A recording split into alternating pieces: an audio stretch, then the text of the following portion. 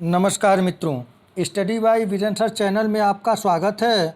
जैसा कि आज दिनांक 18/7/2023 को दीनदयाल उपाध्याय गोरखपुर विश्वविद्यालय गोरखपुर के बीएड फोर्थ सेमेस्टर एग्जामिनेशन 2023 के अंतर्गत जो सेकंड पेपर आपका हुआ है EDU BEd 114 fundamentals of teacher education CBCS mode में हुआ है।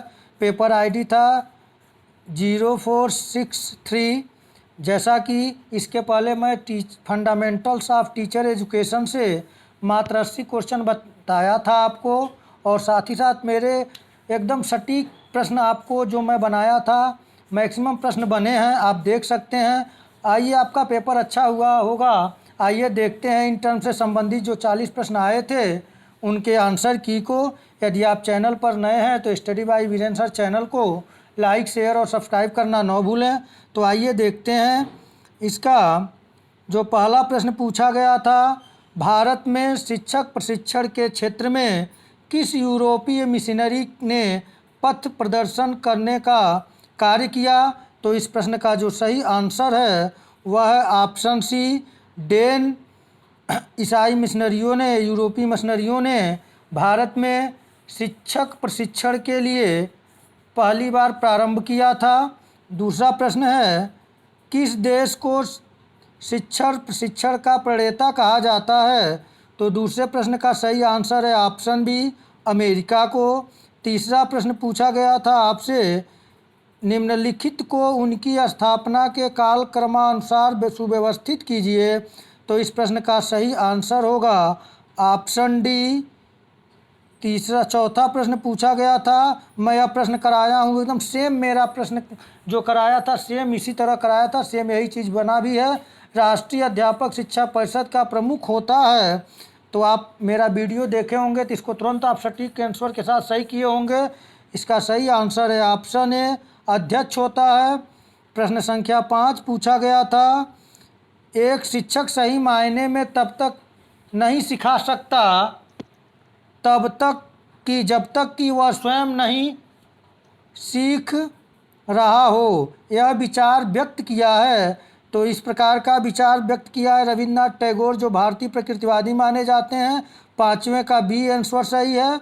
छठा प्रश्न है, इंटर्नशिप बीएड पाठ्यचर्या का एक अनिवार्य हिस्सा है क्योंकि यह मुहैया कराता है। इन 4 ऑप्शन से आप सही ऑप्शन का चयन करें। इस प्रश्न का जो सही आंसर होगा वह होगा ऑप्शन सी होगा, छठे का। शिक्षण कार्यकलापों के गहन अभ्यास के अवसर। प्रश्न संख्या 7 पूछा गया था, एनसीईआरटी ने टीचर एजुकेशन कैरिकुलम और फ्रेमवर्क कब प्रकाशित किया था? तो इस प्रश्न का सही आंसर है ऑप्शन सी, वर्ष 1975 में। प्रश्न संख्या 8 पूछा गया था, ये भी प्रश्न मैं कराया था आपको, जिला शिक्षा प्रशिक्षण संस्थाओं की स्थापना की संस्तुति की गई। तो इस प्रश्न का जो सही आंसर है वह है ऑप्शन डी, राष्ट्रीय शिक्षा नीति 1986। प्रश्न संख्या 9 पूछा गया था, किसने कहा पशु प्रशिक्षित किए जाते हैं परंतु शिक्षक शिक्षित किए जाते हैं? तो यह कथन है ऑप्शन ए, WL किलपैट्रिक का। प्रश्न संख्या 10 पूछा गया था, भारत में पहला मुक्त विद्यालय कब स्थापित किया गया था? तो इस प्रश्न का सही आंसर है ऑप्शन बी, 1979 ईस्वी में। प्रश्न संख्या 11 पूछा गया था, विश्वविद्यालय अनुदान आयोग की स्थापना कब हुई? तो यह प्रश्न भी मैं कराया था। इस प्रश्न का सही आंसर है ऑप्शन सी, 1953 ईस्वी में। प्रश्न संख्या 12 पूछा गया था, किस आयोग ने सर्वप्रथम शिक्षा में स्नातकोत्तर एमएड की उपाधि होने की अनुशंसा की?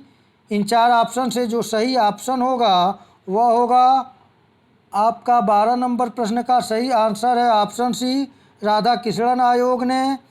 प्रश्न संख्या 13 पूछा गया था, शिक्षण का सबसे महत्वपूर्ण कौशल है।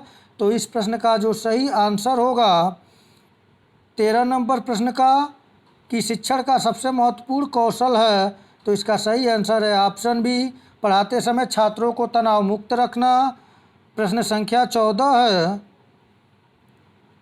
डीपीईपी का पूरा रूप क्या है? मैं इस प्रश्न को कराया था, आप देख सकते हैं, सेम प्रश्न पूछा गया है। सही आंसर है ऑप्शन है 14 का, डिस्ट्रिक्ट प्राइमरी एजुकेशन प्रोग्राम। प्रश्न संख्या 15 देखें, 15 पूछा गया था, निम्नलिखित में से एक को छोड़कर एक प्रभावी शिक्षक की चारित्रिक विशेषताएं हैं। प्रश्न भी इस प्रकार का प्रश्न मैं कराया था, आप देख सकते हैं। इसका सही आंसर जो होगा 15 नंबर का वह होगा ऑप्शन डी। प्रश्न संख्या 16 पूछा गया था, ये भी प्रश्न मैं कराया था, छात्र शिक्षण का मुख्य उद्देश्य है। तो यहाँ पे present of mind common sense का प्रश्न था, सही आंसर होगा ऑप्शन डी, उपयुक्त सभी। प्रश्न संख्या 17 पूछा गया था, पाठ्य योजना के उद्देश्यों को व्यवहारिक रूप में लिखने का उपागम है। तो इस प्रश्न का सही आंसर है ऑप्शन बी, मैंगर उपागम। प्रश्न संख्या 19 पूछा गया था, कौन FISCS के साथ मूल रूप से संबंधित हैं? ये भी प्रश्न मैं कराया था, सही आंसर है ऑप्शन है फ्लैंडर।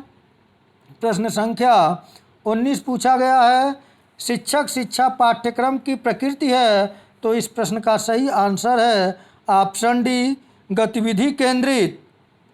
ये भी प्रश्न मैं कराया था।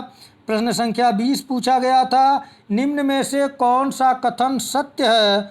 तो इस प्रश्न का जो सही आंसर होगा 20 नंबर का वह होगा ऑप्शन बी, पाठ्यचर्या एक व्यापक शब्द है और पाठ्यक्रम इसका एक हिस्सा है। अगले प्रश्न को देखें, 21 नंबर प्रश्न आपसे पूछा गया था, रिपीटेड प्रश्न है, भारत में शिक्षक प्रशिक्षण के क्षेत्र में किस यूरोपीय मशीनरी ने पथ प्रदर्शन का कार्य किया है?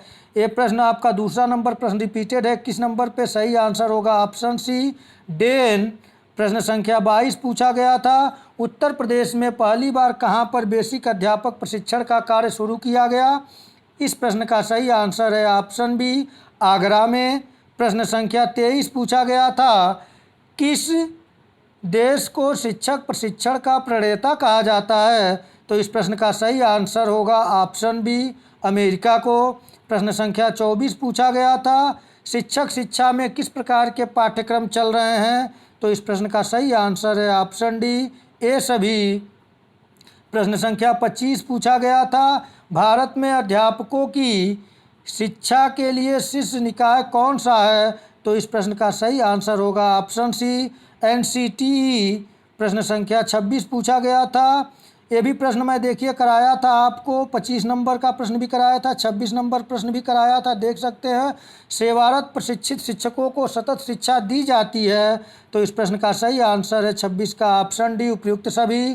प्रश्न संख्या 27, ये भी प्रश्न मैं कराया था आपको, जिला स्तर पर शिक्षकों को सेवाकालीन प्रशिक्षण कौन देता है? तो इस प्रश्न का सही आंसर है ऑप्शन ए, DIET, मतलब कि डाइट। प्रश्न संख्या 28 पूछा गया था, ये भी प्रश्न मैं कराया था, निम्नलिखित में से कौन सा NCTE के प्रमुख कार्यों में से एक है? तो इस प्रश्न का सही आंसर होगा ऑप्शन सी, शिक्षक शिक्षा संस्थानों की स्थापना और विनियमित करना। प्रश्न संख्या 29 पूछा गया था, ये भी प्रश्न मैं कराया था, अध्यापक शिक्षा की समस्या है। तो प्रेजेंट ऑफ माइंड का क्वेश्चन था, आदर्शात्मक था, सही आंसर है ऑप्शन डी, उपयुक्त सभी। प्रश्न संख्या 30 पूछा गया था, NCERT द्वारा curriculum framework for quality teacher education कब प्रकाशित हुआ था? तो 30 नंबर प्रश्न का जो सही आंसर होगा वह होगा ऑप्शन डी, सन 2000 में। प्रश्न संख्या 31 पूछा गया था, ये भी प्रश्न में कराया था, माध्यमिक शिक्षा हमारी शैक्षिक प्रणाली की सबसे निर्बल कड़ी है, यह किस आयोग ने कहा है? तो इस प्रश्न का सही आंसर है ऑप्शन सी, राधाकृष्णन आयोग ने।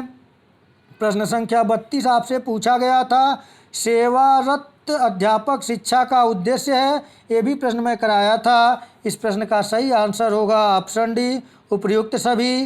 प्रश्न संख्या 33 पूछा गया था, प्रशिक्षण समूह प्रविधि का उपयोग किया जाता है? तो इस प्रश्न का सही आंसर है ऑप्शन सी, इंटर्नशिप में। प्रश्न संख्या 34 पूछा गया था, सबसे उत्तम छात्र शिक्षण आयाम माना जाता है? तो तो इस प्रश्न का जो सही आंसर होगा वह होगा ऑप्शन डी, इंटर्नशिप छात्र शिक्षण आयाम।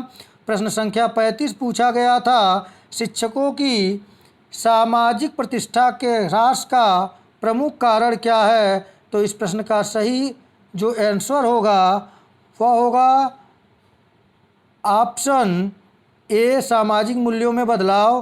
प्रश्न संख्या 36 पूछा गया था, शिक्षण कला के अंतर्गत शामिल है। तो इस प्रश्न का सही आंसर होगा ऑप्शन डी, उपयुक्त सभी। प्रश्न संख्या 37 पूछा गया था, ये भी प्रश्न मैं कराया था, आप कक्षा में अधिक छात्रों की भागीदारी सुनिश्चित करना चाहते हैं, आप निम्नलिखित में से कौन सी विधि अपनाएंगे। तो इस प्रश्न का सही आंसर होगा ऑप्शन बी, डिस्कस।